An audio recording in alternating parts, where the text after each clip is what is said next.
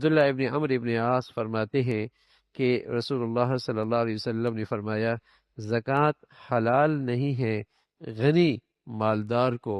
اور توانا اور تندرست کو۔ حضور علیہ الصلوۃ والسلام نے فرمایا کہ حلال نہیں ہے زکوٰۃ مالدار کے لیے اور توانا اور تندرست کے لیے، یعنی زکوٰۃ لینا، زکوٰۃ مانگنا،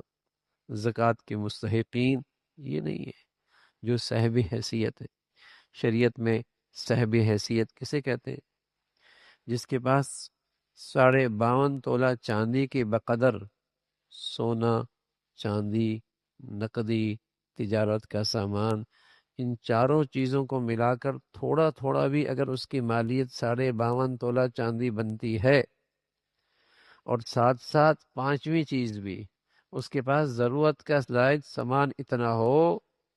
جو پورے سال اس کی ضرورت میں استعمال نہیں ہوتا اور اس کی ملکیت میں ہے، اور اس کی مالیت اگر 52.5 تولہ چاندی بنتی ہے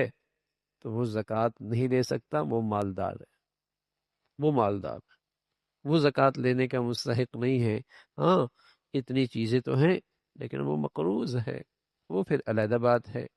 وہ مقروض ہے، پھر ظاہر ہے یہ مال جو اس کے پاس ہے خرچ بھی کر دے تب بھی اس کا قرض ادا نہ ہو تو پھر اس کے لیے استحقاق اور وہ مستحق بنتا ہے۔ لیکن ایک آدمی صاحب حیثیت ہے شریعت کے نظر میں، اب وہ زکوٰۃ لینے کا مستحق نہیں ہے، اور صدقہ بھی اس شخص کو نہیں دینا چاہیے جو توانا ہو، صحت مند ہو، کما سکتا ہو، ہٹا کٹا ہو، اور اسے کہیں کہ محنت کر سکتا ہے، مزدوری کر سکتا ہے۔ اس لیے کہ آپ علیہ الصلوۃ والسلام نے اس کو بہت برا فرمایا ہے کہ جو شخص اپنی مال کی زیادتی کے لیے خیرات مانگتا ہے، بھیک مانگتا ہے، فرمایا یہ ساری زندگی پھر مانگنے کا دروازہ کھولتا ہے، پھر یہ ساری زندگی مانگنے کا دروازہ کھولتا ہے، یہ اچھا نہیں کرتا۔ اللہ رب العزت نے مال والوں سے کہا خرچ کرو، خوب خرچ کرو، خوب خرچ کرو،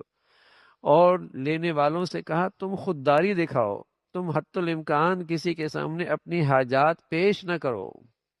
ان کو یوں کہا، اسے خوددار بنایا اور صاحب حیثیت کو سخی بنایا، اس کو سخاوت کی تلقین کی اور اس کو خوددار بننے کی تلقین کی کہ تم خوددار بنو اور اپنی محنت مزدوری کرو، کسی کے سامنے ہاتھ نہ پھیلاؤ، اور صاحب حیثیت سے کہا تم سخی بنو،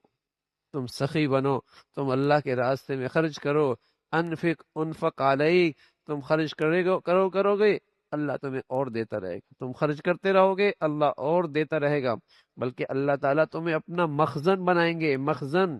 جس میں اللہ کا خزانہ جمع ہوتا ہے، اور وہ اللہ کا خزانہ تم تقسیم کرتے رہو گے اللہ اس خزانے میں اور ڈالتا رہے گا، تم خرچ کرتے رہو گے اللہ اس خزانے میں اور ڈالتا رہے گا، تم خرچ کرتے رہو گے اللہ اس خزانے میں اور ڈالتا رہے گا۔ زمین پر کچھ لوگ اللہ کے مخزن ہوتے ہیں جہاں اللہ اپنا مال ڈالتا رہتا ہے اور وہ خرچ کرتا رہتا ہے، اور یوں اللہ رب العزت اسے نوازتے رہتے ہیں۔ لیکن مانگنے والے سے کہا تم ہاتھ نہ پھیلانا،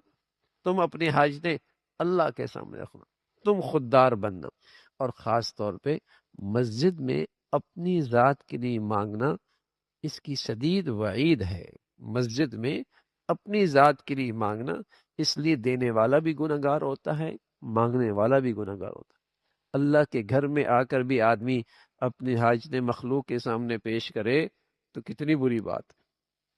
کتنی بری بات ہوتی ہے۔ دینے والے بھی بس اوقات کوتاہی کرتے ہیں، اور جب اس کے ساتھ دیتے ہیں تو ان کو اس چیز کا عادی بناتے ہیں، وہ اس چیز کا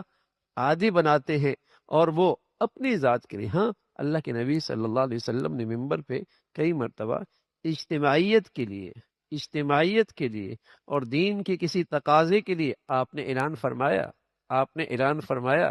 لیکن اپنی ذات کے لیے سوال کرنے والوں کے لیے آپ نے سخت مذمت فرمائی اور ناپسندیدگی کا اظہار فرمایا، دینے والے کو بھی منع فرمایا، لینے والے کی بھی مذمت فرمائی۔ اپنی ذات کے لیے سوال مسجد میں نہیں، بلکہ یہاں تو اللہ کے نبی نے یہاں تک فرمایا کہ اگر کوئی چیز مسجد میں گم ہو جائے تو اس کا سوال بھی مسجد میں نہ کرنا۔ اگر کوئی دعا مانگتا ہے، سوال کرتا ہے، اعلان کرتا ہے، دعا کرو اللہ تمہیں اس چیز، کبھی تمہیں یہ چیز نہ ملے، بجائے اس کو دعا کرنے کے بد دعا کرو کبھی تمہیں یہ چیز نہ ملے، اس لیے کہ مسجد ان کاموں کے لیے نہیں، مسجد ان چیزوں کے لیے